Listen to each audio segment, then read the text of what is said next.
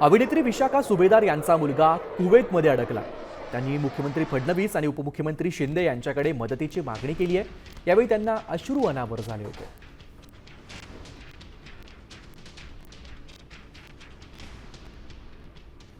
माझा मुलगा लंडनच्या प्रवासाला निघाला होता, पण कुवेतमध्ये त्याचं लेहोर असल्यामुळे त्याचं फ्लाईट तिथे उतरवण्यात आलं. पण गेले 4 दिवस एअर स्पेस नसल्यामुळे सगळ्या देशाला माहिती विमानं रद्द केली आहेत आणि माझा मुलगा गेली 4 दिवस कुवेतमध्ये अडकला आहे. आणि आता तिथली परिस्थिती गंभीर होत चालली. आपण बातम्यांमध्ये पाहतोय, तो स्वतः तिथे अनुभवतोय. अनेक ड्रोन हल्ले तिथे होत आहेत. जसं दुबईच्या लोकांना परत आणलं गेलं तसंच कुवेतमध्ये सुद्धा आपले भारतीय अडकले, त्यांना परत आणण्याची व्यवस्था करावी अशी माझी त्यांना कळकळीची विनंती आहे.